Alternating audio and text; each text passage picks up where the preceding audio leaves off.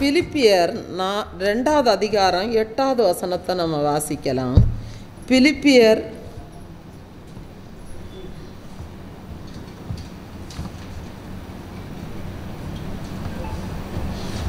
2வது அதிகாரம் 8வது வசனம்.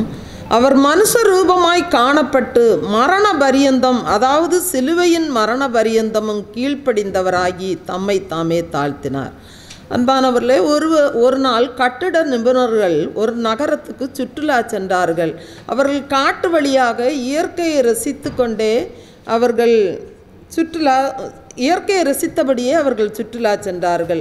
அப்பொழுது அவர்கள் ஒரு இடத்துல போய்கொண்டிருக்கும்போது ஒரு அழகான 2 பாறைகள் இருப்பதை அவர்கள் பார்த்தார்கள். அந்த பாறையை அவர்கள் வெட்டி எடுத்து நாம் கட்டுகிற அந்த கட்டடத்தில் நம்ம ஒரு ஓவியமாக செதுக்கி அதை கொண்டு வைக்கலாம், பார்வைக்கு அழகாக இருக்கும் என்று சொல்லி அவர்கள் இருவரும் பேசிக்கொண்டார்கள். அந்த கட்டிட நிபுணர்கள் பேசிக்கொண்டார்கள். அவர்கள் சென்றதுக்கு அப்புறம் அந்த 2 பாறைகளும் பேசிக்கொண்டது. ஒரு பாறை சொன்னது, நண்பா, இனி நாம் இந்த காட்டுக்குள் இருக்க தேவையில்லை, நாம் இனி அழகான நகரத்தில் நாம் குடியேறப் போகிறோம், ஒரு வீட்டில் நம்மை ஓவியமாக செதுக்கி வைக்கப் போகிறார்கள், நம்மை பார்ப்பதற்கு அநேகர் வருவார்கள் என்று சொன்னது ஒரு பாறை. அப்பொழுது மற்ற பாறை சொன்னது, நீ வேண்டுமானால் இதற்கு சம்மதித்துக்கொள், எனக்கு அதில் எந்த பிரியமும் இல்லை, நான் இந்த இடத்தை விட்டு ஒரு அடி கூட நகர மாட்டேன் என்று சொல்லி அந்த பாறை சொன்னது. அன்பானவர்களே, அடுத்து அந்த கட்டட நிபுணர்கள் அவர்கள் சுற்றுலா ஸ்தலத்தை எல்லாம் சென்று விட்டு அவர்கள் திரும்ப வந்தார்கள். தாங்கள் பேசியபடியே வேலையாட்களை அழைத்து வந்து அந்த பாறையை வெட்டி எடுப்பதற்காக முயற்சி செய்தனர். அப்பொழுது ஒரு பாறை தன்னை விட்டு கொடுத்து, அவர்கள் வெட்டி எடுப்பதற்கு தன்னை விட்டு கொடுத்தது, அதை வெட்டி எடுத்தார்கள். இன்னொரு பாறை தன்னை முழுவதுமாக அது மண்ணுக்குள் மூடிக்கொண்டது. அந்த பாறையை அவர்கள் வெட்டி எடுப்பதற்கு எவ்வளவோ முயற்சி செய்தார்கள், அது பலனளிக்கவில்லை. அதனால் அவர்கள் விட்டு கொடுத்த பாறையை மட்டும் வெட்டி எடுத்து கொண்டு சென்றார்கள். சில நாட்களில் அந்த பாறையானது ஒரு அழகான ஓவியமாக அது காட்சியளித்தது. அந்த மாளிகைக்கு வருபவர்களெல்லாம் அந்த ஓவியத்தை பார்த்து மிகவும் சந்தோஷப்பட்டார்கள். அது அனைவரை மகிழ்விக்கக்கூடிய ஒரு ஓவியமாக அந்த பாறை காட்சியளித்தது. அந்த பாறை தன்னை விட்டு கொடுத்ததனால் அதில் அந்த பாறைக்கும் சந்தோஷம், பார்க்கிற மற்றவர்களுக்கும் சந்தோஷம். அந்த பூமியில் தன்னை ஒளித்து கொண்ட பாறையால் மற்றவர்களுக்கும் எந்த சந்தோஷமும் இல்லை, அந்த பாறைக்கும் எந்த சந்தோஷமும் இல்லை. அன்பானவர்களே, நம்முடைய வாழ்க்கையும் அப்படித்தான். நம்முடைய வாழ்க்கையை நாம் தேவனுக்கு வென்று விட்டு கொடுக்கும்போது நாம் அநேகருக்கு நாம் பயன்படுகிறவர்களாக மாறுவோம், அநேகரை சந்தோஷப்படுத்துகிறவர்களாக நாம் மாற முடியும். இல்லை என்றால் நம்மை நாம் விட்டு கொடுக்காவிட்டால் யாருக்கும் பயன்படாத அந்த பாறையைப் போல நாம் மாறிவிடுவோம். ஆகவே கர்த்தருக்கு பிரியமான வாழ்க்கை வாழ்ந்து அவர் அருளுகிற ஆசீர்வாதத்தை நாம் பெற்றுக்கொள்வோம். ஒரு பாடலை கூட நாம் கரங்களை தட்டி உற்சாகமாக பாடலாம். நான் உன்னை விட்டு விலகுவதில்லை, நான் உன்னை என்றும் கைவிடுவதில்லை, நான் உன்னை காண்கின்ற தேவன், கண்மணி போல் உன்னை காப்பேன். அந்த பாடலை நாம் கரங்களை தட்டி உற்சாகமாக பாடலாம். நான் உன்னை விட்டு விலகுவதில்லை, நான் உன்னை என்றும் கைவிடுவதில்லை, நான் உன்னை விட்டு விலகுவதில்லை, நான் உன்னை என்றும் கைவிடுவதில்லை, நான் உன்னை காண்கின்ற தேவன், கண்மணி போல் உன்னை காப்பேன், நான் உன்னை காண்கின்ற தேவன், கண்மணி போல் உன்னை காப்பேன், நான் உன்னை விட்டு விலகுவதில்லை, நான் உன்னை என்றும் கைவிடுவதில்லை, நான் உன்னை விட்டு விலகுவதில்லை, நான் உன்னை என்றும் கைவிடுவதில்லை.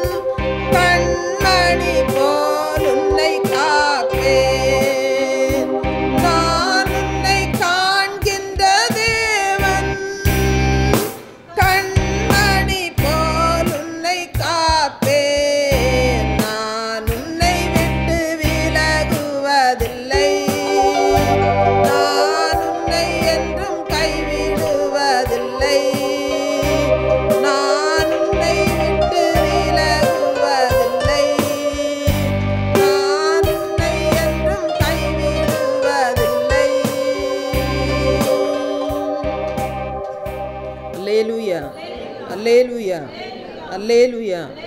இன்றைக்கு வாசிக்கும்படியாக கொடுக்கப்பட்ட அதிகாரம் ஏசாயா 59வது அதிகாரம்.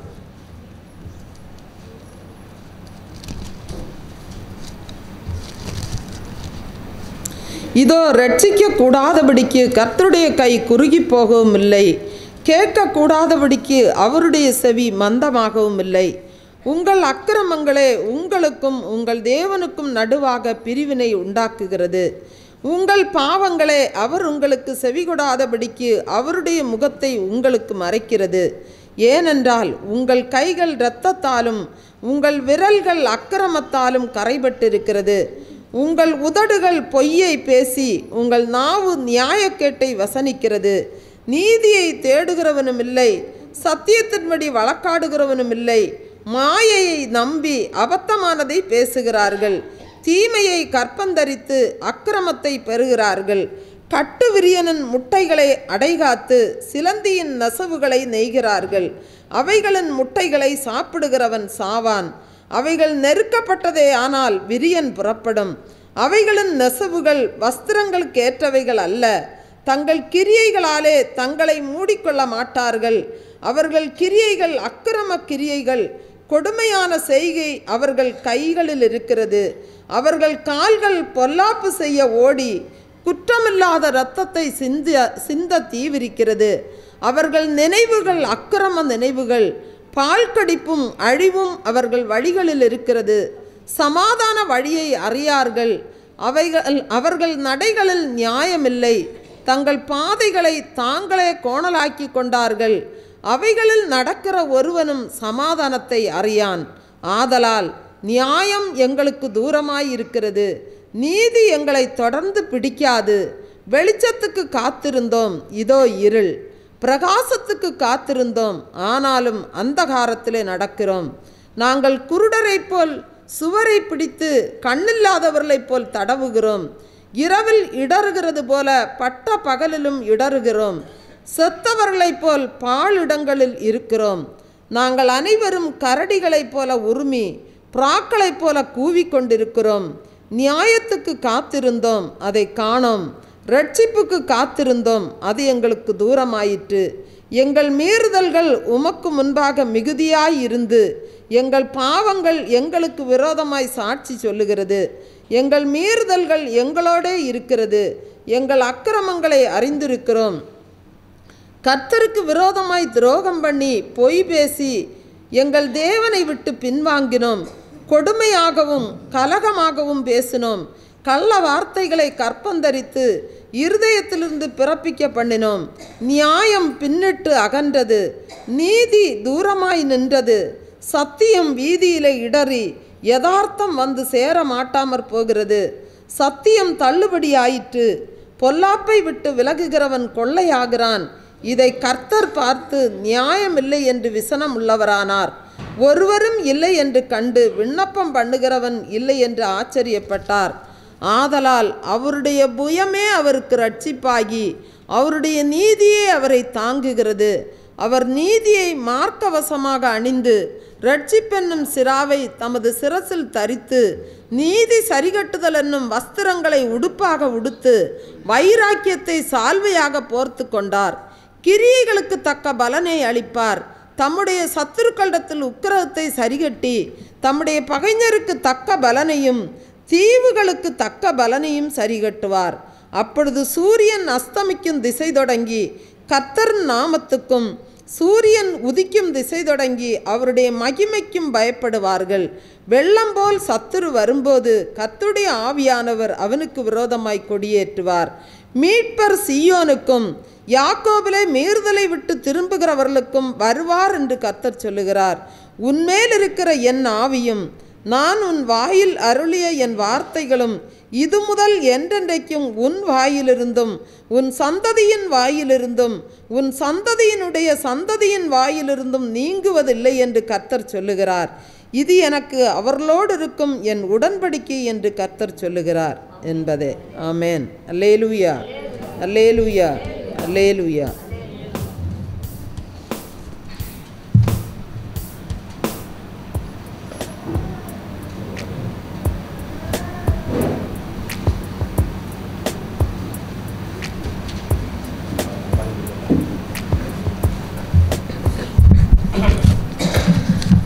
Praise the Lord. தனிமையின் பாதையில் தகப்பனை தோளில் சுமந்ததை நான் மறப்பேனோ. தனிமையின் பாதையில் தகப்பனை தோளில் சுமந்ததை நான் மறப்பேனோ. எத்தனை அன்பு என் மேல், எத்தனை பாசம் என் மேல், எத்தனை அன்பு என் மேல், எத்தனை பாசம் என் மேல். இதற்கு ஈடு என்ன தருவேன் நான், இதற்கு ஈடு என்ன தருவேன் நான்.